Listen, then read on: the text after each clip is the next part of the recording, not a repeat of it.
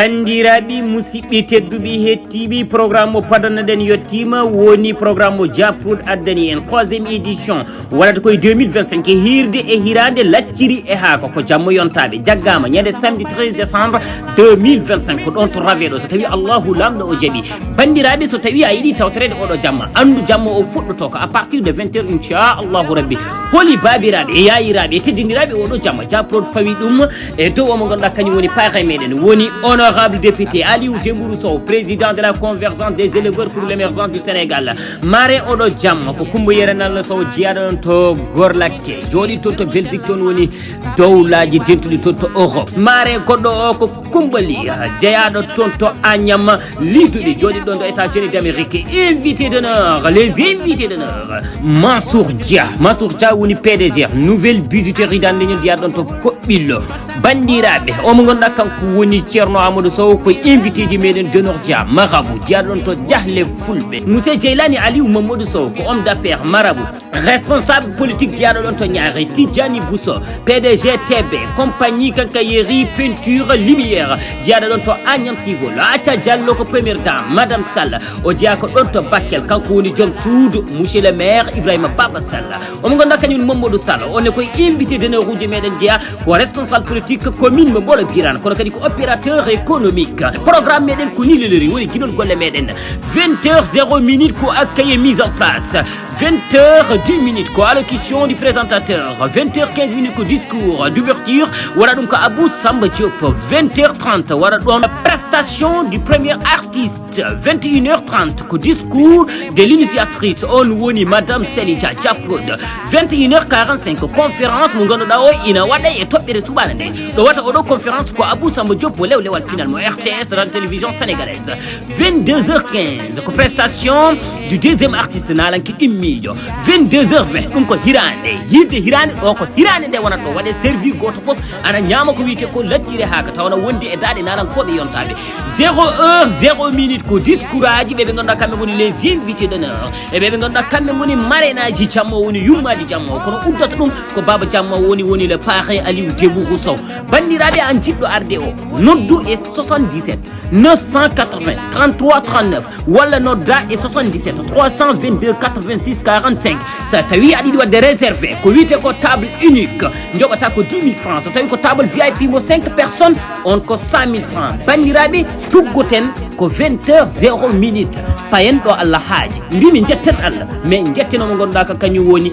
l'initiatrice on woni Japrod madame Salija mbimi kala jaɓɓuɗomi toon yo wiyam massa saabu hirde hirande laccire haaka hay goto fotani ɗum lutede ko jamma yontaɓe woto kala lutaɓe bandiraɓe amtuɓe yebde ayawa habrirde Pindi TV caggal yettude gueno gonɗo jonɗo en juule rasoul sallllahu alayhi wa sallam en calmini khalifaɓe diini noon kadi en calmini khalifaɓe aada ko noon calminirɗen ɓen ɓe ganduɗa ko ardiɓe en e galle he tuggude baba Abou Habsatou Coumba Hamme ha yetti Ali Fall e omo ganduɗa ko Djiby Dieng waɗoɓe feere ha jeeɗen ko ngol waɗi laabi 222 keɗen mbaɗo nde ɗo yewtere wiyetede hol mbowni an nammi wi neɗɗo o tan so haalaka o andetake kono kadi o wawa haalde hoore makko hewɓe ndewiɗo kono kadi hande en dañi mbarodi e nder barodi jeeyaɗo toon to Kanel e Kanareji no wirote mbo wiye docteur Aboubacry Coulibaly kono noon so tawi a haali ɗon anduɓe mataw ina mbawi wiide Abou Djoumil mataw ɓen kadi ko noon gandiri ɗum nam o waɗi donge kewɗe e nder leydi Sénégal golle kadi ni mantanide golle teskinde golle paydinde golle ɗe ganduɗa kadi ni e kala saaha kadi ni kala rendo argo ma yaadu hen ko ɗum saabi hande ko kanko tigui woni koɗo men e nde yewtere wiyeten holmboni an tonggode 222 en mbatta joni so wona tottudema konngol o salmodira e yeɓoɓe ayawa habrirde Pindi TV assalamu aleykum assalamu aleykum wa rahmatullah assalamu aleykum Bamodi ko adi foof rabbi shrah li sadri wa yassir li amri wahlul ugdatan min lisani yafqahu qawli subhanaka la ilma lana illa ma allamtana innaka antal alimul hakim ko adi foof eɗen jetta Allah no fewi eɗen jetta jinnaɓe min calminima Bamoud min jarnimama no feewi ko weltare mawde kadi tawde ɗo ɓinguel amen hono Djiby Dieng mo ganduɗa vraiment ko ɓiyam tan jaɗani askoni bammun e am min komin funeɓe e ala ko serni min so wona yaltude ɗum aduna yo Allah yurmomo ya fom amin yo Allah yurmo ya yo Allah harnuma aljanna voilà donc salminde kanellaɓe vraiment e jarnade kanellaɓe no feewi salminde kadi sehilaɓe kala to gonno donc sababu peut être ndeɗo jonde ko mataw ko docteur honoris causa addi ɗum mais guila ɗum yalti ha joni kala ɗo ɓiɗɗo kanelnajo wonno kala ɗo bandiraɗo wonno kala ɗo sehil wonno kala ɗo fuutanke wonno nde wonno min mi wona kanelnajo tan kon fuutanke eyyi donc surtout to banggue laawo ma en gartu hen goto hen foof e groupe WhatsApp mo musidɗam biyeteɗo Ousmane Ba udditi yantude e miñam ne wiye Oumar Ly daari hen darde tinde donc kamɓe fof ɓe gari ɓe naati e groupe o hande groupe o mataw yettima temedde ɗiɗi neɗɗo te ko uddita timmani taw jonte ɗiɗi donc yettudeɓe tan e salmindeɓe no feewi e ma en garto e nder yewtere e toɓɓe kewɗe mbawen hen yañade sallahu alhamdulillah ɗum noon Seydi Dieng en jahat rési Abbas Sarr artan en e dartol gurdam mbiyen walla mbiyen natal walla kadi ni tuuba ko ɓin mbi ɗum biographie en jeehi eɗen jaada e oɗo émission docteur Aboubacry Coulibaly holi gonɗo docteur Aboubacry Coulibaly heɓi entré en 6e toon to Kanel ko 1977 on woni diplôme makko garwani o jokki golle 1981 o heɓi diplôme makko fin d'études moyenne woni DFM 1984 Aboubacry Coulibaly heɓi baccalauréat mum en série C to lycée Charles de Gaulle de Saint-Louis du Sénégal 1989 duuɓi joyi pawti hen o heɓi diplôme université d'études scientifiques woni DS 1999 duuɓi sappo caggal mum bandiraɓe musidɓe tedduɓe to dowla France o heɓi licence en assistance humanitaire développement gestion des ONG to université mbo Paris Lamorgo dowla France 2000 o heɓi diplôme d'études supérieures et spécialisées 2007 bandiraɓe musidɓe tedduɓe o hebla e ko wiyete ko prince tout officiel 2015 global executive master business of administration 2016 o heɓi certificat dokkuɗomo wonde compétent wonde formateur des formateurs 2017 bandiraɓe musidɓe tedduɓe o heɓi certificat goɗɗo patuɗo e métier consultant bandiraɓe musidɓe tedduɓe gasnirten o gorko pullo ko 2025 o heɓi doctorat honoris causa ko o gorko pullo Aboubacry Coulibaly woni koɗo Bamodi e émission mum hombo woni an ɗum noon en jii rewa rewi o ɗum noon ko rewa rewi baɗɗo fayido en beltima en beltanima Abbas Sarr kono kadi min beltanimama e oɗo biographie baɗɗo fayida beela aɗa wawi min waɗande hen commentaire ko tubako wiyata eyyi mbaɗa wawi to banggue biographie mi waɗa ɗum tan ko tijani an heewi wiide morlal jiire donc adi foof to banggue jangde fuɗɗorimi janggude koto Kanel ɗo ɗon janggumi ha jettimi CM2 nde garmi ha CM2 noon perguitimi ɗon seeɗa saabu mi woppi CM2 kene abbo e hitande goppumi jangde eyyi woppinimi jangde kadi ko nden kombo suuka gonnomi nden koye temps uji gandanɗa hoore ma ilam ne waɗi yimɓe gurta koye wandade en ɗo jino mawnam goto yiɗi tan ko wandade eyyi min jaaha min cooda casuji en bande min jaaha min bandoyo ha Allah waɗi monsieur Sarr to wasataki directeur d' école ari ɗon o udditi cahier roulement noon ko cahier mo gandanɗa hoore ma kala bannoɗo rédaction dartol bangol fayida windete ko nder cahier roulement o udditi cahier roulement o noon omo ƴeewa rewɓe ɗo ɓe bindande munen ha o yi hen windandam o yi oɗo to woni ko Matam woni walla ko Ndar woni ɓe mbima ala oɗo nen ɗo woppi école o yi ɗum wawa wonde oɗo wawa woppude école o yehi noon o yiili ha o yiiti galle amen ha o yi babam o yi oɗo wawa woppude école il faut que mi artiramo o artirimi mbanmi entré en 6e après que mi entré en 6e voilà guimimi entré en 6e kadi pammi ko Saint-Louis nde garmi ha Saint-Louis jippimi ko tohram Aboubacry Deme donc ma en garto hen donc ɗon mbanmi tan 6e ha kemi bac ewa ɗon nde kadi garmi ɗon kadi wonko daña ɗon min janggi pular ɗon janggum pular sibo janggin ɗon pular o hawnaki ni taw wonɗo hetti en o wiyete ko Amadou Tidiane Kane ha joni hamin jokkodiri kanko jangginimi alkule labde dabbe alkule labde durtaden alkule muume ñonden ñontiɗinaden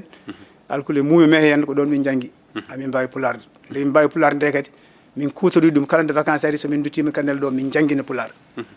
ɗo ndar ɗo kadi min pati kadi jangguini ɗon pular ha min keeɓi noon ha jettimi kadi seconde nde tatinomi ga ha Abou Sara wattimi école gardumi koye doole par ce que aɗa andi sa nimsi tan sa fudditima mbiyata ko yara yeeso eyyi donc nde garmi ndar 6e ha jettimi seconde ko saaha ƴettanmi 2e ko heddi ko fof ko min ardoto classe o nde garmi ha seconde noon waɗa concours élève aji seconde fof mbaɗi concours par ce que concours o wonno ko kala jaltuɗo hen premier ne hokke bourse ni ha collège monde uni donc nde mbanmi concours o ko ɗo e Dakar nde concours o yalti ko mino ƴettano pour mi yaha collège monde uni ɗon kadi dañmi ɗon tatande nde gandanɗa hoore kadi ma nafoyam yeeso par ce que mi yewrude e gando goto endo to o wi wonde tatade bonani bonni ko ronkude ummitade sa tatima yani woto feere gumbitoɗa jokka haaju ma woto wi ɗon ko elal ɗon tan ha gara balleɗa donɗeɗa naweɗa nder hôpital voilà nde garmi noon ha ɗon dokkami bourse pour yaade collège monde uni nden ko kandel gonnomi vacances donc préfecture tottimi convocation gimmimi toon garmi ha e Dakar jaami directement ministère des affaires étrangères ƴettumi beyam mbaɗi foti diwde no ɓaawo janggo mum ni duttimi noon pamide tokaram Aboubacry Dam e nder yolde nde wonnanno mi heeɓi ɗum ko ɓuurimi weltade ala e nder yolde he noon won garɗo takki e sara makko hokkimo noon wasiyaji wi oɗo suka de tokara ma momin nanata o gonɗo galle ma o machallah omo weeli haqqille no fewi kono so yeehi joni Canada ene wawi wadde ko bonni par ce que ko suka taw omo famɗi e tene kadi so yeehi toon kanko o waɗata ko seconde C scientifique ene wawi so yeehi toon no jangde e wayluyo o wattoto ko anglais en kadi ene wawi addude caɗele dal ɓuranno ko mbajoɗamo woto ya yowpa o daña bac eyyi nde garmi noon kalami tokaram mbimi ƴetti biyam mbaɗa foti yaade après noon tokaram wi kam eyyi joni bamma wona bamma felliti yaya par ce que o haaldino e babam eyyi mbimi tan affaire o noon no wirni bamma felliti yani gandumi somi yaari noon ene wawi min waɗa ko taw mi rewani waaju e makko par ce que kanko o jasjasini ɓaɗo jasjasini e yadam tan mbimi felti woppude goppumi ɗum woni ko mbimi tatande kon duttotimi Ndar eyyi ɗum kadi ko damal uddirino leçon mo jangguimi hen ko damal udditima mi natani après noon ɗon noon gimmimi toon noon ha kemi bac garmi université ɗo puɗɗimi yiide caɗele nde jiimi caɗele nde noon haqqillam arti mbimi Allah udditinnomi damal mi natani hen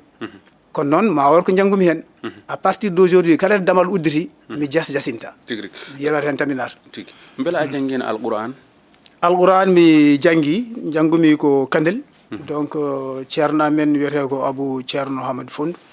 kañum janggini min Qur'an mi janggi kadi e ceerno Amadou Dahar ewa nde mi yahani noon ha ɓarmi mi janggu tan ha goɗɗomi hawre école lati hamin nawde école nde min jalti noon hamin keeɓi entrée en 6e jangde Qur'an nde nde min gari ha Saint-Louis kadi tokaram Aboubacry Deme ƴettani min ceerno en ara ha galle ne janggini min ɗon kadi min ɓeydi ɗon kadi neɗɗo janggi ɗon ko hewdi saabu ɗon ceernam ko Amadou Tidiane Deme ko ɓi Aboubacry Deme mi aranno makko wiyamo windanam ñagude Allah o yami tokar baba ñagude Allah windetake ñagude Allah aran min jangguinma ko noon nulaɗo sallallahu alaihi wasallam aran min jangguinma daña ko durɗa onne kadi ko ɗon jangguinimi duuji kewɗi Allah waɗi kadi garmi Ndar mbanmi arab janggumi arab donc 6e ha 3e ko arab mbaɗannomi ɗum kadi addinimi wawde donc somi jimne Qur'an mbaɗoy nde garmi ɗo kadi ha Dakar kadi centre goto nen ɗon wiye Sifot janguinde ko Qur'an ɓen noon nde min munen cycle o guila début tan ha fin donc min janggi guila Bagara ha yetti Nassi min kuñaki ɗum noon wona jangde huñetede ko jangde mawɗo ɓe janguindema tan ko pour mbawa janggude jangde sellude attima hen aɗa jangga donc to banggue Qur'an ko ɗon yarata gummugol ma Kanel jiknaɓeɓe noɓe gurduno ɗum gummugolam Kanel koye beelamma par ce que jinnabam kañumen comme no jinnaɗo foof goto fof yiiɗi ɓiyum ko sene jangga yo dursu eywa bon babam noon tini kam wonko ɗum aussi par ce que mi dannoɗo guese komi teniyannoɗo nenamne kadi ko noon kono noon ene wonde beelamma wonde ɓiɓɓe mabɓe dañi entrée en 6e yeehi fayi lycée nden kala mo futanko mo jiyanɗa ene yimata hen ko lycée donc gaari lycée ɓe mbiyata gaari lycée nden so marti ɓe jima mbiya gaari lycée ari donc ɗum ko ɗum beelamma ɗum wonno beelamma firnde muɗum kadi ko somin jahanno ko lacciri jordi ɓe dokkanma ɓe mbaɗanma munko ɓe dokkuma cengle ene karawen pour sa yeehi mbasa holde mbasa heydude tigri on mataw ko neni kumbo siriyel malado koddo walla mbiya kumbo siriyel malado jallo mataw ko nene ma wallahi baba woni baba Alsan Kulibali yo yurmede Allah wone makko ina wadi do joni non hade men arde baccalauréat ne dañdande bac so bela odo ma heptin dum hande o holko mijorda Djiby Dieng badandi ma wadani en zoom godo fo ouais d'accord bela heptini o ka jerani kede ko wada zoom bela heptini o ko nenam mon do eski o ko kumba sa yidi biya kumba birom pullo walla sa yidi biya kumba seriel maladu kod walla sa yidi biya kumba Diallo wallahi o ko nenam ko neniraado teddudo kewdo Corse jogiido njurum hol souvenir tan burda teskade ko battindide hakkunde ma makko bon souvenir mo burmi teskade battindo hakkunde makko ko mba sikki Farba Gawle ne wadi dum sedade to woni fo e kanel mbadandi taw kanelnabe wonbe kanelnabe o joddi en calmini kanel nde cakkitimi gittunomomi kanel o wona celludo gaddumomi ha ga e Dakar pour safrudemo yaltindemo kanel ni ko cadele wonno cadele donc o yitan ko yahata nde jaltinal momi kadi koy funti jaltindir momi parce que mo jogi sil makko godo wiyata ko nen mawdo kan ko be funebe e mbibomi non ko nen mawdo yima yaara Dakar ne mbimomi non nan min kebi haqqille makko o yi nen mawdo mbimi o yi jehen ko ni o dañi yaltirde kanel nde ari do en o jodi hakke yontere o ya nen mawdo yimo horta mi nawtumo mi funtimo taw mi ƴettinimo galle mi ƴettinimo appartement climatisé mbaɗi yoɓatno hen 350 000 francs par mois o waɗi hen ko presque o timminani lewru o wattini ko wayde o yoɓi nawtumo nay min jiɗa Dakar jiɗa Dakar nden noon nawtumomi Dakar mbaɗi immo toon mbaɗa taw han kadi rafi kam fuɗɗimo foldemo nde garmi ha suudu makko o wi ham Abou amari mbimi o wi jooɗo o jooɗo mi donuma ñanten o duyi ha Farba mo mbimami ko seedo o wimo nene yoni han kadi duwa o yoni donc ɗum ko souvenir mawɗo mo ganduɗa hoore ma alhamdulillah en yo geno moƴƴan ko wona ko ɗum caggal dañgol ma bac holno gurduɗa belammo o e ko woni yeeso ko woni caggal a ari hanti ɗo wiyete ko mbaɗa ko nan joni natɗa jangde ni holno ɗum wayama aɗa nden sa naati école sa wiyama baccalauréat tan cekkatama araw ɗon jangde haaɗi goto fof hoyɗata ko yo dañ bac nde jaabi noon ha kemmi bac 6e kam ha kemmi bac mi yani caɗele saabu vraiment ɗo ndar ɗo galle tohorma Aboubacry Déme kala ko wonanno e ɓuural e teddugal min keeɓi ɗon jaatigui amen joom suudu makko wiyete ko nen hawkan Sy Fadel nehimi vraiment yiɗimi kadi horsinimi hayso yimɓe ne gottorno e on sahaji o wiyata ko min mi rendata e worɓe bottari par ce que worɓe ne jaawi jirde min koye mabɓe ñamdanmi eyyi somi immima kadi nde wonno mbaɗa dina ha neydi moƴƴiri nde gonɗomi to Fouta to somi immima mi sodatako so wona o gayni mi yaha mi rufanamo codoɗoɗam ɗam mi adda mi jurnamo ɓelnamo sabunde ndemi fuɗɗo sodade somi yeehi vacances so yimɓe gimmima jeehi goppimo ɗon o waɗata ni ko jungo makko no téléphone ni wona wiide allo Abou Coulibaly min de hande mi soɗaki yimɓe noon doga kadi gara e makko gadnamo ndiyam mbiya komin lijjinnoɓe donc ɗo mi dañani caɗele nde garmi noon ha dañmi bac noon garmi Dakar kadi jippuyimi galle tokoram mais galle tokoram no woɗɗuno université omo jogui o ga galle goɗɗo donc woni ko HLM eyyi nden noon guimmotonomi ko HLM mbaɗa yaha université garmi université tawmi université min gowno ko école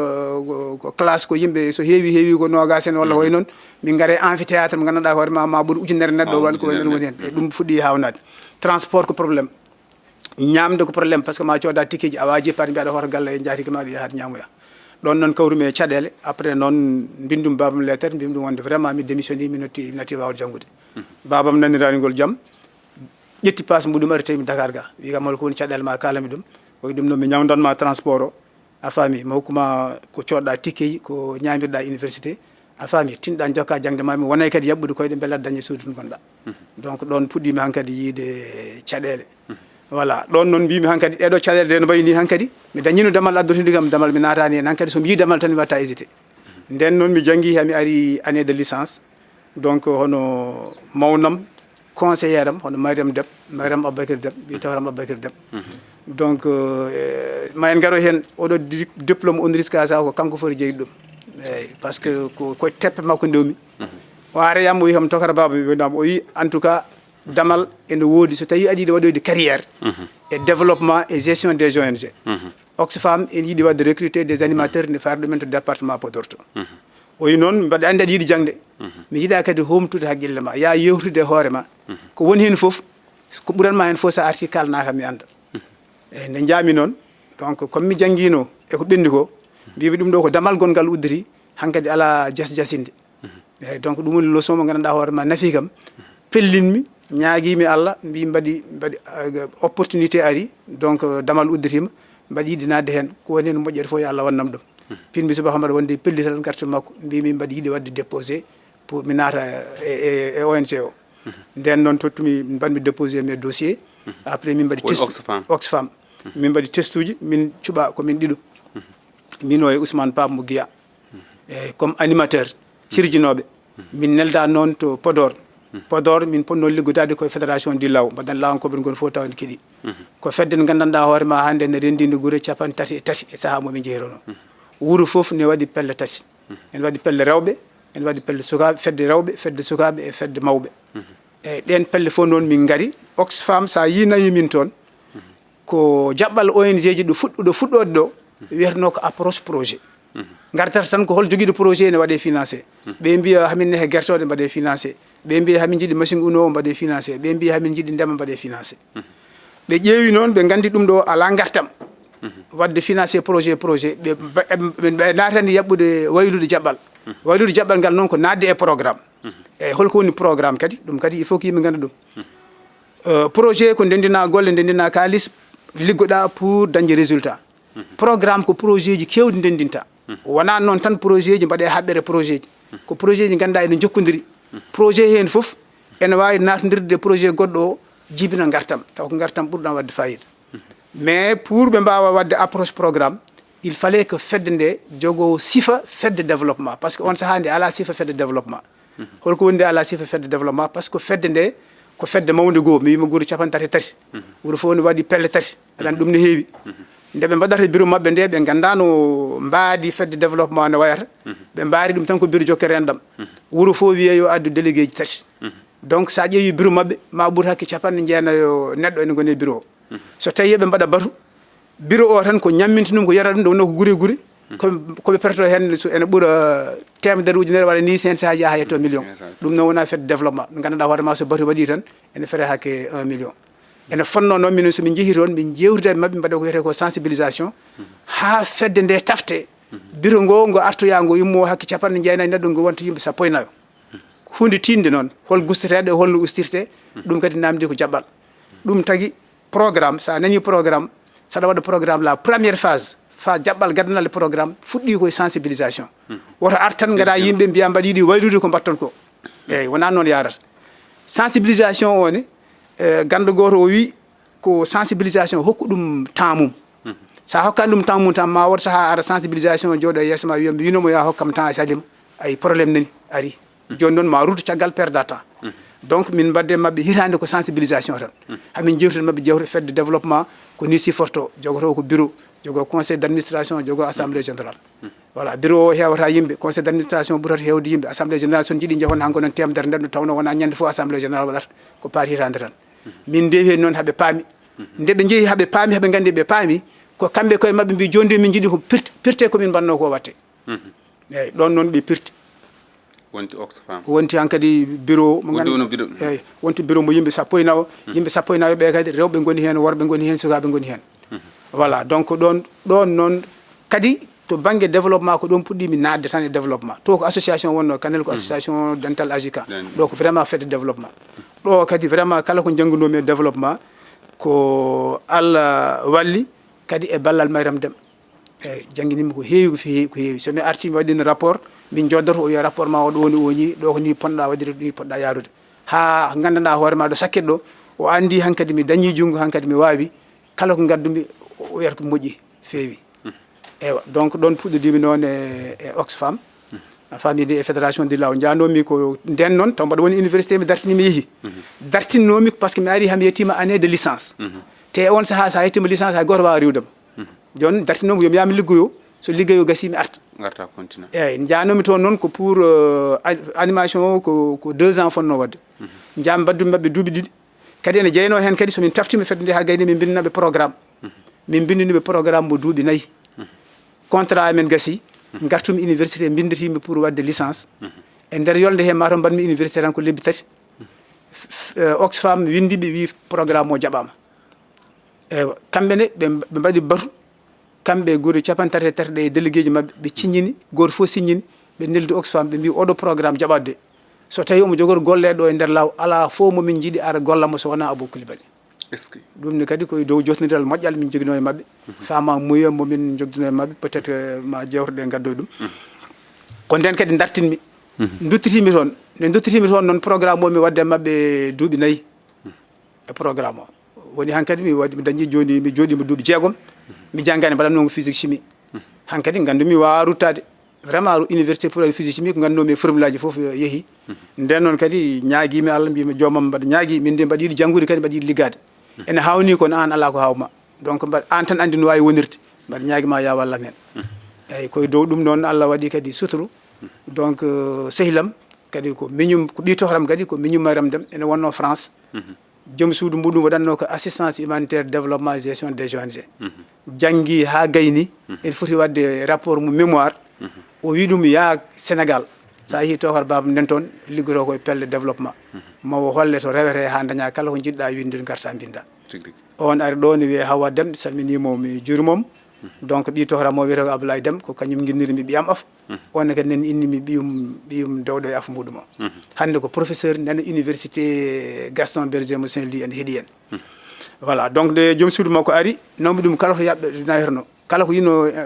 information kolumi on darima ha ɓoyi wi kam an Aboubacry bala a yiiɗa waɗoyde diplôme d' étude supérieur spécialisé ko jangde mbaɗanmi nde mbimo mbaɗa yiɗi kon mi wawa o wi ko tagi a wawa mbimi par ce que gonmi ko année de licence mi heɓani taw master te jangde nde ɗon ko master o jaali o wi kam ɗum wawa haddema wadde ɗum o wi ko ga wiyete ko ma jangga ha keeɓa master en walla doctorat o wi kono France sa janggui ha yettima licence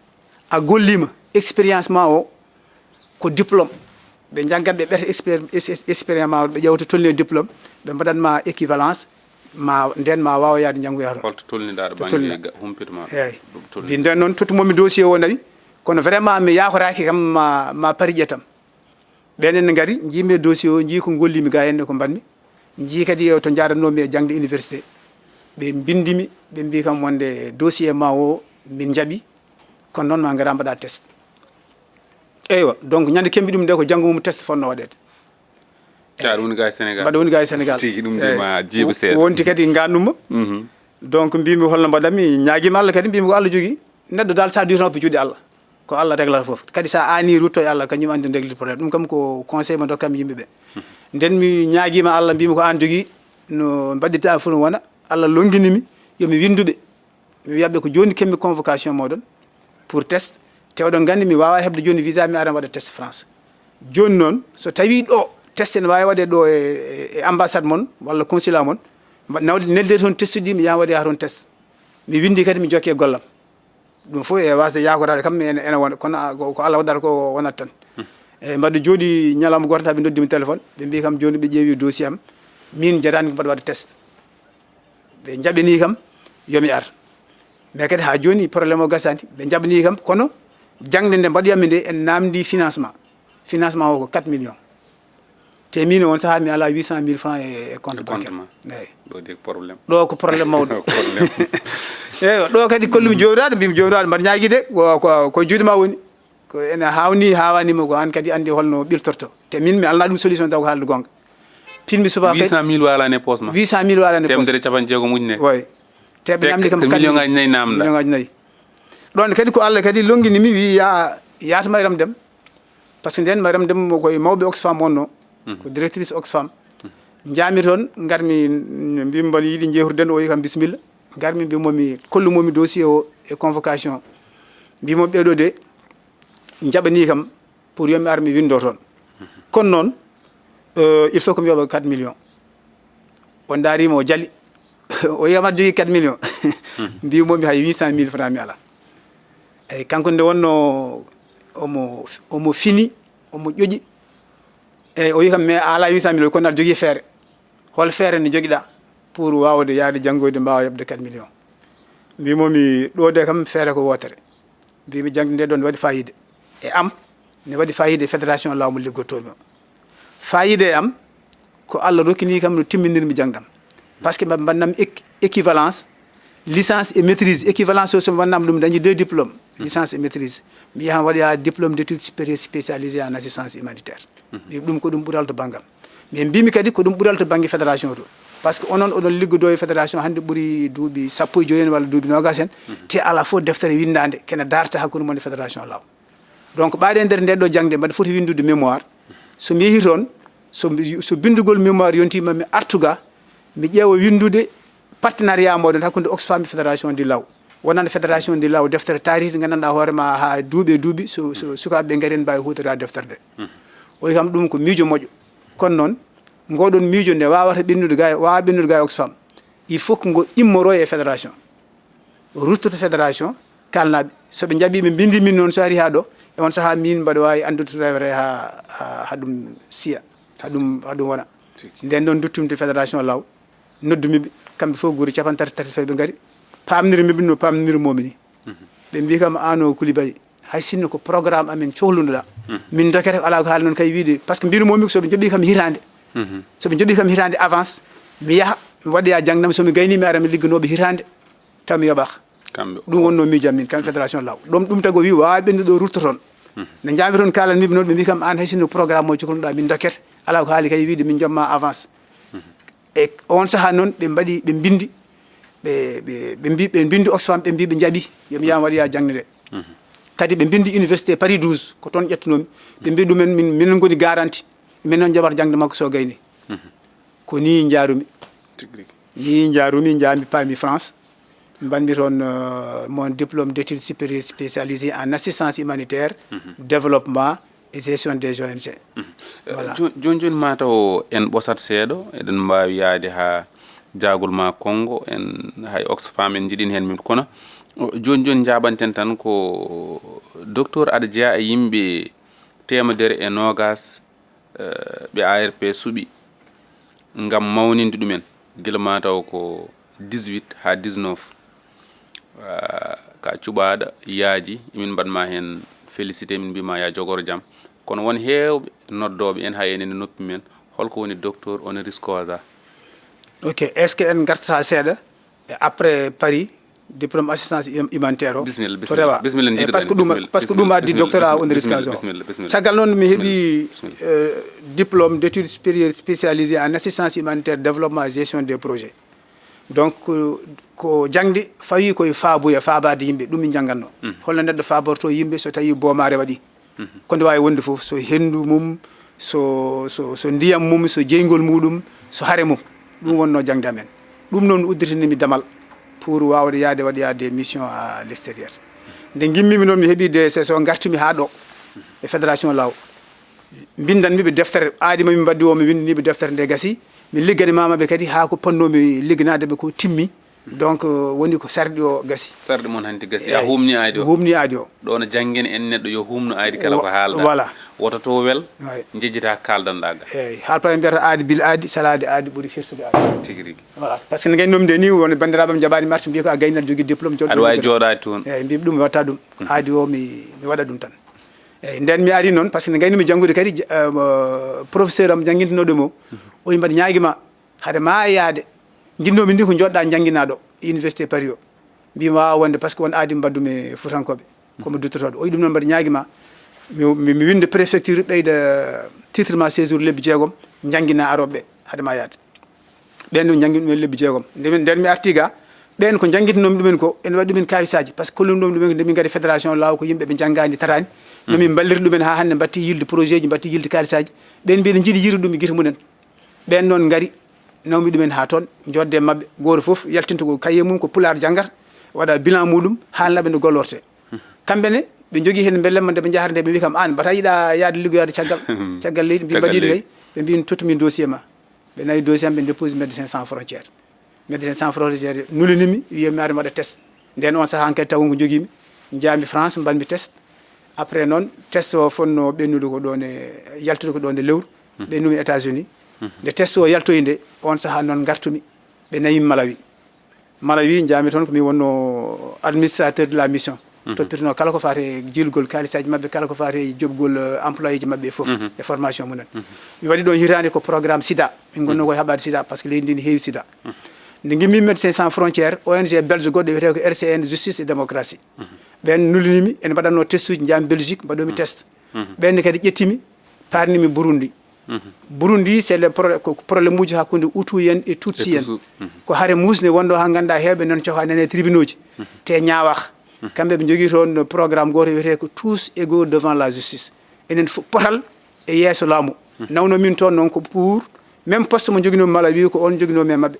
pour min balla tribunaux ji ɗi min balla avocat ji ɗi min dokka ɗumen équipement ji min mbaɗa renforcer capacité ji mumen beele ñawore nde ene yaawa wonɓe nder en leptoɓe mbawa yaltude eyyi ɗon kadi guimmiɓe ɗon hawre PNUD programme des nations unies au Congo kañumne kadi waɗatno test mbammi toon postulé ɓe ƴeftimi pour yomi yaa Congo noon ko mission musɗo par ce que toon ko désarmement démobilisation et réinsertion des ex combattants min janno toon ko rebelle en haɓetanoɓe toon ɓe wadde programme uji mabɓe jodade mabɓe yewtude e mabɓe haɓe mbawa woppude hare nde ferlaji ɗi kefte tenue ji militaire ji kefte duppe ko mission cattuɗo ene hulɓinino e on sahaji kono ɗum ne kadi min bakkili min jeehi hen donc toon kadi sa yimi yeehi toon ko par ce que babam ko ancien militaire wonno de l'armée française donc babam yehino toon en 1960 nden wonno Congo ex belge toujours pour yaade haɓo yeyde beele leydi ndi ne daƴa nde jiiminomi dañi occasion reftude e koyɗe babam e on saaha babam sellano mbimi maɗum waɗi ɗum beelammo so nani mi yeehi toon donc ene wawi hokkama softede wooda ko ɗum ɓeyde e cellal makko ɗum tagui jaami Congo toon aussi mi waɗi toon vraiment duuɓi 5 pawɗi duuɓi 5 e feccere nde gimmimi Congo noon hankkadi par ce que nokku mo ganduɗa ne waɗi stress a faami to jaaɗa fof ɓerde ma ne taƴa e kulol en mbimi hankkadi yomi artu Sénégal beele mbaɗa fofto gartumi Sénégal ɗo joɗimi hitande noon ɓe gandumi kadi aɗo a wawa foftade par ce que sa ari aɗa wonde miskineɓe goto fof wonko sohle ma il faut ko balla ɗum Allah addi noon AMREF Health Africa c'est la première ONG internationale africaine de santé publique kañum adi ONG gadiɗo soseje to banggue cellal ko AMREF Health Africa ko anglo-saxon en ɓe mbiyatano ko les flying doctors docteur oɓe diwoɓe nde wonno ko hélicoptère eji maɓe joguino kala ɗo neɗɗo ɗo boomare watno yimɓe rafine waɗi toon toɓe jahannoɓe cafra yimɓe kamɓe mbaɗi oɗon ONG nde mbaɗi ɗum noon comme ko ɓe anglo-saxon en ɓe liggoto tan koye pays ji kaluji anglais eyyi donc de 1957 ha guila nden ha 2011 ko 2011 ɓe pelliti tan kadi yomin jaa leyɗe haaloɓe français nden noon ɓe puɗɗori ko ɗo e Sénégal e on saaha noon taw mi arti mbammi toon kadi déposé dossier am min mbaɗoy test e on saaha komin tarta tan min ƴetta directeur o ene wonde toppitiɗo finance o min toppiti suivi évaluation woni rewindu e programme toon kadi programme santé donc minen gaddi ɗo programme chirurgie opératoire en milieu rural sa nani sa yi neɗɗo nden so neɗɗo ñawi tan addete ko Dakar ga pour waɗe opéré tampere muɗum e tout ça minen puɗɗi ƴettude ɗo hen docteur eɓe chirurgien en hellifaɓe min nawora matériel foof min jaaha Wourossogui en min jaaha Kolda en min jaaha Kanel en min gara toon min tawa toon yimɓe fota waɗe opéré mbaɗe opéré taw ɓosani donc AMREF liggotono koye cataracte a faami liggotono koye fistule liggotono koye bec de lièvre woni joom toni ceekiɗe en liggotono vraiment koye santé maternelle ko way noon donc min gone oɗon ligguey ha vraiment min mbaɗi hen golle baɗɗe fayida caggal muɗum nde gimmimi AMREF cakkitimi noon koye tostade ɗo Thiès ɗo eyyi ɗonde kadi ko ɗon cakkitorimi par ce que ɓenen jinno kañumne wadde département kesso e nder fedde mumen département o wiyatano ko département coggu donc approvisionnement a faami et logistique donc mo liggotonomi ga ene gonnoɗo finance o ko kañum faati tostade nde wonno mandi karallagal am to yaari o yimi tinnumi ara mi wallaɓe beele on département ne waɗe jaami gadnomi yaade toon komi consultant ballumiɓe ha département o no foti waɗede organisé fof ha gasi personnel poɗɗo waɗede hen recruté o gasi tottumiɓe liggey mabɓe yeehi ɓe guddirta noon poste hol gonɗo mawɗo département o on saaha mbanmi postulé ɓe ƴeftimi pour yon won mawɗo département o hawri noon ndeysaan ko taw hankkadi retraite am ƴettima mbaddumi mabɓe ko duuɓi ɗiɗi après ƴettimi retraite tigi tigi mataw garten koye gueɗal ngal garɗa ngal o holliti en guilnani ko hojumaji sappo keddi kono mba sikki tan foti kadi ɓurde ustade ɗon gartata min e teddugal dañagal ngal kono kadi somi winani docteur honoris causa so haalama tan wiyete ko holko woni docteur honoris causa minen wonno min gandiri wona ni ko ni ewo voilà donc a jarama no fewi ceerno Mody kadi docteur honoris causa o ni jurata no fewi raɓiɗat ɗum tagi mi yiɗano tan nadde hen par ce que mi naati hen tan ene weeɓi andude ko kalmi ɗo ko fof ko ɗum ɗo woni docteur honoris causa o guila gimmimi to ndewmi ko janggumi ɗo ndewnumi fof ko janggumi hen no gollorimi kala ɗo golliɗa no hokkuma pinal sa ari golle kese goɗɗe jaawa famde ɗum ɓeyduma ko ɗum waɗi ene rewi ene yaha ene mawna ene yaha ene mawna ene yaha ene mawna ha yetti ɗo jettimi ɗo donc ɗum addi diplôme docteur honoris causa hewɓe noddi kam ene mbiya holko woni docteur honoris causa hewɓe ni nan pijanami ene gama e bellema munen taw ganda ni ko woni docteur ko yidde tan woni ɗon eɓe jiɗatno kam ɗum ɓe nani ɓuural arayam kamɓe fof ɓe belti hen docteur honoris causa noon firti il y a deux docteurs docteur aji ɗiɗon goodi kañƴi ɗi fof kodi académique ɗi keɓete koye université docteur gadano woni naata université tan ko jangde tan nannuma toon a rendinani hen goɗɗum jangga Allah hokkuma aɗa weeli haqqille donɗa gandal ha heewa jalta aɗa ronda baignoire ko noon tan poti yimɓe mbawa famde baignoire o ha heewi ha watti rufde ko gandal tan woni hen ngal ɗo gandal woni hankkadi an e fannu mo jarɗo so tawi jarunoɗa ko médecine walla so tawi jarinoɗa ko philosophie walla goɗɗum firti ko an hande a yalti université aɗa jogui gandal ngal gandanɗa hoore ma kala ko jiɗɗa gollade a dañi kene ko mbawɗa gollorade ɗum woni doctorat académique gadano doctorat honoris causa o on kadi ko académique o mo ɗimmo on noon wona a rewi jangde tan ha yettima doctorat on ko a yeehi université a ƴetti toon gandal wona université tan guila guimmiɗa wuuro mon aɗa yiilo gandal ha yeehi université a dañi gandal aɗa yalti université par ce que an a jokkani ha jettoyɗa jiɗɗa ko waddude hen golle gandal ngal mbadda hen golle donc docteur honoris causa o ne jaltuɗa université nde baignoire o ene heeɓi hakkude gandal aɗa yaha aɗa gollo gollal ngal ne addanma gandal en addanma pinal en addanma andude rendo en addanma wonde neɗɗo ene mama tafma baignoire o ene heewa ha heewa donc woni baignoire o heewi hen feccere ko gandal woni hen hen feccere ko neɗɗagal e sa nani neɗɗagal noon c'est le savoir vivre wawde wurdede sa nani neɗɗagal c'est le savoir être andude no yarata nder yimɓe sa nani neɗɗagal c'est le savoir faire wawde gollade donc kamɓe université noon soɓe dokkuma ɗum ko maɓe jurunto golle ma ɓe ganda holto dewɗa ɓe ƴeewa beele ko a wawi gollorade haqqille ma o e gandal ma ngal ha ɗo dewɗa ɗo a gollimo ɗon waɗi ɗon battane donc ɓe defti kamɓene to dewnomi fof eɓe gandi eɓe mbawi noddude eɓe mbawi namdade eɓe jogui noɓe peesirta ɓe ndewi hen haaɓe tawi kala ɗo dewnomi mi gollimo ɗon te golle ɗe ko golle baɗɗe fayida ɗum tagui kamɓene ɓe mbi minen min hande a jeeyama ɓe gandanɗa hoore ma min dokkimo docteur honoris causa kono wonko ɗum firti min dokkiranimo docteur honoris causa pour tan mawnindema min dokkitma docteur honoris causa ko goo aɗa jari ɗum ɗiɗi won komin jakorema min ɓetima min gandi aɗa jogui gandal aɗa jogui neɗɗagal aɗa jogui karallagal gandanɗa hoore ma sukaɓeɓe ne cohli ɗum ɓaade mbaɗirɗa docteur honoris causa ko gandal joguiɗa ngal karallagal ngal neɗɗal ngal foof nde jeeyatoɗa e ɓen ɓe min cuuɓi tawa oɗon batta ɗum e sukaɓe aroɓe kañumen mbawa andude to ndewɗon mbawa janggude moɗon ha keɓon to keɓɗon ɗo donc Ba Mody ko ɗum ɗo woni ko mataw uddirten tan ko hojomaji ɗi teppi en hakkude ma e Aboubacry Déme e yaye Awa Kane e ɓiyiko ene wiye Mariame basi ɓiɓɓe mum fof no korsinma kono hono Mariame Déme kadi ene jeeya e ɓurɓe horsindemo ewa ɗon ko deftere mawde ɗon kam kono mbimi tan tokadam d' abord ko adi fof ko tokadam kadi korse won ɗon o horsinimi o yiɗimi o horsinimi noon sababuji saabu gadano kam saabu d' abord saabu jinnaɗamo par ce que musidɓe ɓe meeɗa lurdirde ɗiɗi ko kanko e hoore makko haalnimi o wi kam nden a faami de nde nenami ha sowi mbaɗa woni nder reedu kanko bamam ko silaɓe so arini ɗon o jagata fiɗen makko waɗdani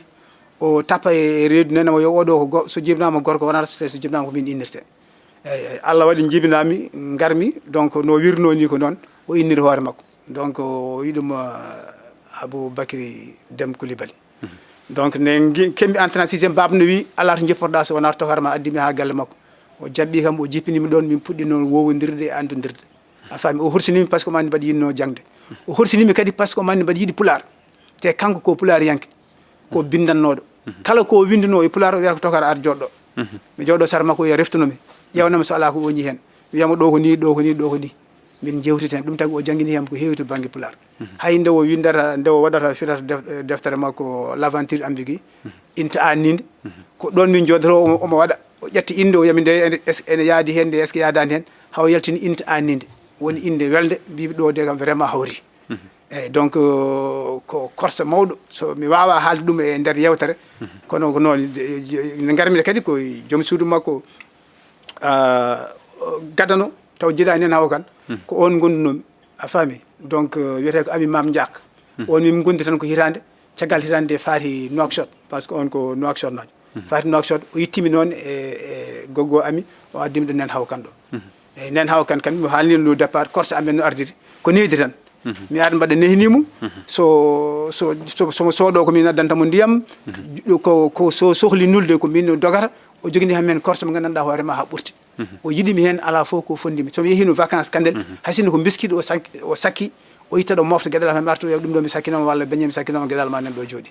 donc ala fof waɗa hay ndemi min keeɓi bac min gimmi Saint-Louis min garti Dakar o woppu galle makko Ndar o yimi wawa woppude sukabam paye Dakar en lebtaw mo wona ga o ari o abbi min pour wawde jaggande min ha min keeɓi ɗum e keeɓi mbaɗa andi ka guendiyanke a haali pular holno jiruɗa gurdam guendiyankoɓe men saɗa wuuri aɗa golla a teskako sa yeehi haalama haale holno jiruɗa ɗum ko mbiɗa ko noon donc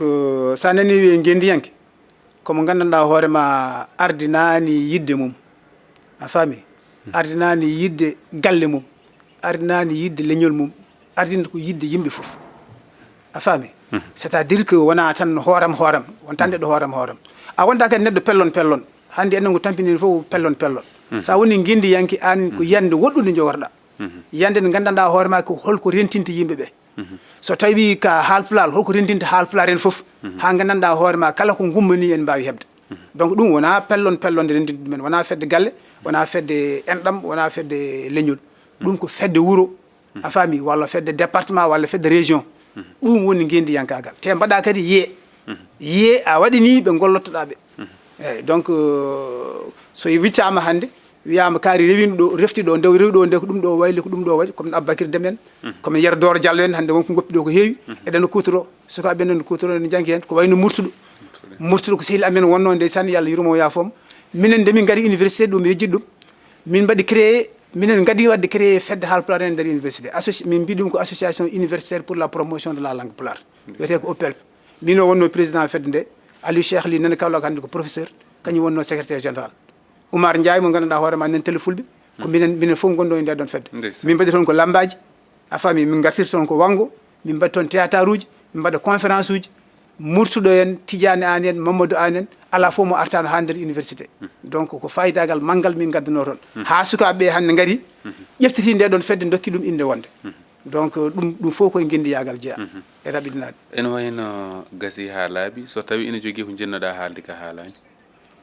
bon peut être que nde jahanmi kadi ha pandimi retraite nde wonno komi humanitaire mi gagnomi ko yaade retraite tan mi hofa juuɗe ɗon kadi mbaɗmi créé mon entreprise am wiyete ko Cool's Open Company mbaɗa waɗa humanitaire hande o mbaɗa yaare 9 distribution holko firti humanitaire o firti ko Fabuya entreprise o ko ƴewde tan gandanɗa hoorema rendinde kala ko fate affaire balle yaharo miskineɓe ɓe gonto totta ɗumen ɗum mbanmi oɗon créé oɗon entreprise beele aɗa jogui walladiɓe mbaɗi joguino ballidiɗo mbaɗi joguino ballidiɗo on min jewtino ko taw mbaɗi he Amérique min kawriti o wi kam holko mbaɗɗami mbimomi gonmi koye humanitaire o wi kanko de omo yinno ko chrétien noon omo yinno wadde humanitaire kono ala no ballidiɗo kala nde konmi Afrique yomi haalanmo min ƴeewa komin mbawi wadde so neɗɗo yiiɗi jokkade holno waɗata bon so neɗɗo yiiɗi jokkade am ko juste ƴettude mon numéro téléphone 77 403 55 17 beele ko Dakar tan walla ko Fouta tan walla ko partout par ce que mbimi ɗum ko Cool's Open Company Cool's o ko diminutif indam ko Coulibaly woni ɗon Cool's o Open woni ko udditi compagnie woni entreprise gudditiɗo kala noon mono jokkodiri am yo andu ko volontariat beele mo jogui kayitaji mbaɗa jogui kayitaji mbaɗa jogui NINEA beele laamu ngu tini on heɓtini on laamu ngu heɓtini min par ce que déjà goo ɓe dokki min NINEA to banggue entreprise o kadi entreprise o kadi mbaɗami ɗum modèle économique beele jiɗɓe jaaɓe hen ina waɗi âge mo neɗɗo natirata hen ala âge humanitaire ala âge kadi mi haalanma nde puɗɗodima e Amérique waɗi ko daɗɗata kadi neɗɗo waɗi ko daɗɗata dal ala daɗɗude ala haybat affaire o dal ko yidde waɗi humanitaire ko yidde humanitaire mbaɗa yiiɗi faaboyade yimɓe ko ɗum way kono dewal Allah ni faaboyade yimɓe e kala ayi sa yi min jeehi Congo he rebelle en ko jogade nder ɓernde par ce que ɗanɗa wawi mayde hen kala e saaha cumo waɗa jahatono walla yimɓe ndiyam ara yoola yimɓe jahaɗo walla yaade min heewi risque uji donc saɗa waɗi ɗum yahata ko aɗa wonde pellital aɗa wonde kadi aɗa andi ko mbatta ko an to banggue hoore ma jagguirɗa ɗum kono jiyadi ni par ce que goho ma walla yimɓeɓe tema dañi hen baraji ɗum tawi kala ko neɗɗo kene yaha hen jaɓɓal yo ardu hen ko volontariat ka volontaire ha ko hunde ko wawi tawdema hen fof heftoma jangguɗe mo janggani fof no mbawi bokko jangguɗe mo janggani fof wawi mi haalama exemple mbimami ɗo ko américain o ko minen ballodiranno américain o holko waɗanno o yahatno amérique omo rendino balle ɗe noon o heeɓa hen paaɗe o heeɓa hen comci o heeɓa hen maaro o heeɓa hen potuji conserve o heeɓa hen guura o rendino fof waɗe barille o neldami o yehi wadde distribué so waɗi distribué mi filmanamo fof mi neltiramo o yehi yimɓeɓe no poɗodira no jiɗira ɗum nde ha ɓooyi mbaɗandi dépendance moƴƴani par ce que ɗum ko nder expérience mo joguimi mbaɗa ƴeewa holno mbaɗen feere ha dépendance o usto pour so natti wonde ɗo taw golle ɗe ne jokka jaami noon e gallam taw puɗɗorimi e hoddiɓam kollimi ɗum ko woni humanitaire ko mbaɗami hannde ko an aɗa wawi waɗɗum te kadi somi haalnima an hoorema mbaɗani janggo ma adanam ballal ko ene weeɓi holko mbaɗanmi rendinde andinde yimɓeɓe hannde goto men fof ne wawi wallude kala mo jiiɗa jibina ne wawi wallude sa ƴeewi hannde an aɗa jogui galle ma comci ɗi gandanɗa hoore ma aɗa wawi joɗa duuɓi ɗiɗi a ɓornaki ɗumen aɗa jogui peruji paɗe ɗi gandanɗa hoore ma a anda ninoɗi poti a ɓortako ɗi te won sohluɓe en jogui goɗɗum won hen ɓe gandanɗa hoore ma en jogui maaro nan ɗon gandata paari ɗum noon mbiyami yimɓeɓe gadde won sohluɓe ɓe tottami somi yeehi kadi mi tottori mi waɗa filmé mi neltiraɓe mbiyaɓe on jii ko joguinoɗon galleji moon on cohlani ko ɓeɗo nano poɗodiri ene jiiɗi donc jaltine ko woni toon ko gaddon yimɓe tigui donc ɗum woni humanitaire ɗum woni ballal donc neɗɗo fof ne wawi jokka hay hamam vraiment ko namdal e jaabowol Dakar e Fouta hol hen ko ɓuurma wel Dakar e Fouta taw ko haalde gonga koko fecci Dakar ne weeli Fouta ne weeli par ce que Fouta o sa woni toon a yaltan toon tan Fouta wawata weldam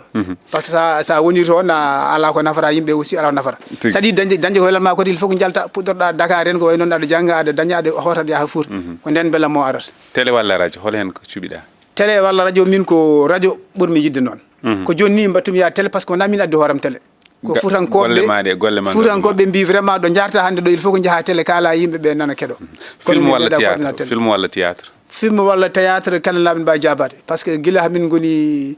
6e vers les années 77 min gaddanno toon ko mogoji donc woni théâtre uji pour findinde yimɓeɓe to min gaddi noon théâtre uji en min mbiyanno ɗum ko humbalaji en ga walla ko way noon donc nden ko findinde yimɓeɓe wi yimɓe yo ndentu bonen gotum jangge pular a faami e ko way noon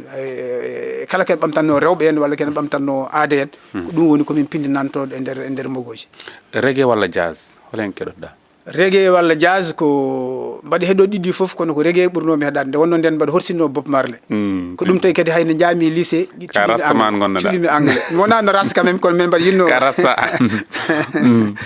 ɗum kadi ɗum wallimi kadi ha joni ɗemgal anglais gal no kaldami français ni kadi ko noon kaldami ɗemgal anglais gal mbalax walla yeela mbalax walla yela ɗum kam ko yela yela kam vraiment nde wonno ko hen yimɓe guuri ko hen koko tawa tawi lamba walla football lamba ɓuurnimi football laabi temedere min football mi ko saaha jeeɓami ɗum kono lamba kam somi yi yimɓe ne geewa tan gewgol ngol tan yoni ala haali noon combat ji gati hen Modou Lo Sitto Balla Gaye holen won ɗo mbiruma taw ko haalde gonga Balla Gaye ko mbiram wonno joni holko itti joni noon an kadi hunde fuɗɗima ustade seeɗa kono ko Balla Gaye kam vraiment ko mbiram mawɗo wonno Modou Lo aussi ko gorko mawɗo Lamine Yamal Messi Chris Mbappé bon Mbappé je l'admire beaucoup coupe du monde en potte France mbela aɗa hooli équipe Sénégal o mbala ma wat no wanno mbaɗa hooli par ce que ko mbiyanmami ko tan hunde wona football ala wawde quoi football dal vraiment pour min ene waɗi wawde ni ene waɗi wawde kono hoddiro so ari neɗɗo fof ne wawi gagnade enen noon min France woni favori walla Sénégal woni favori France woni favori tora France woni favori kono noon kadi eɗen gonde duwaw eɗen gondi kadi jambireɓe duwaw e jambiragal so rendi tan Allah ne wawi hokkuden ndamo tigi Allah jarama on jarama konngol mbayni ko eyyi ɗum kay ko widema tan no on jarama Seydou Ba on jarama no fewi no fewi donc Djiby merci on jarama yo Allah yo moƴƴan mi weltima kadi vraiment addemi ɗo kadi cettoɗon e ɓiyam mo darde muɗum e tinnade muɗum donc e télévision o donc vraiment ko ɗum beelam min mbaɗi kadi duwaw donc duwaw jinnaɗo yo Allah ɓeydu yajende e weltade kadi tawɗo kadi tawram Abou Diop Abou Diobo ko minen dendi to har goto o innira ko Aboubacry Deme min kadi guinnirama ko Aboubacry Deme ndeysan mbaɗa siftorde nde o fuɗɗoto windude journal makko saha fof o arat nden ko biigo windirtuno o waro takko tohramo wi ɗum mi windi ɗum ɗo mi windi ɗum ɗo wiyamo wattu ni Allah waɗi noon o rewi hen kanko na o yettiɗo ɗo yettiɗo kono ɗum ko salminde kandelaɓe toɓe mbawi wonde foof salminde sehilaɓam foof donc ha tengti noon e Ousmane Ba guddidɗo groupe WhatsApp o ene wonde Oumar Ly ɓe gandanɗa hoorema darima hen darde gandanɗa hoorema tinde e kamɓe foof mi yiiɗa haalde inde par ce que sa haali inde tan waɗa mo jejjiɗa ko weltanadeɓe wiɓe ɓe teddini kam ɓe beltini kam kamɓene yo Allah teddinɓe yo Allah weltine noon calminama tongode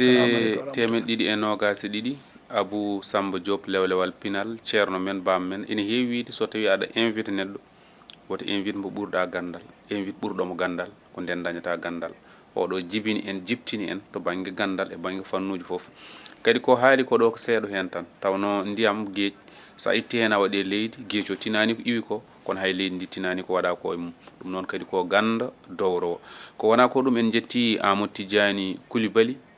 lollirɗo Demba Coulibaly rewino ɗo e tonggode 208 sababu o ko kanko yantute Djiby Dieng gorko mo Kanel e Kanel wadde ko worɓe ɓe Kanel worɓe moƴƴuɓe newiɓe ɓe ngala hay probléme ɗon ciftorten Coumba Haymout mo ganduɗa ko jeewo monsieur le maire amen toon to commune Guédé kono kadi jetten kaaliɗo Alhaji Amadou Hammirou umminowo en footo gueɗo men sehil men ena tawtara Fat Ndiaye mo Cempeng Guélénoti Allah jarama on jarama jokkon e yebde télé mon ha saaha goɗɗo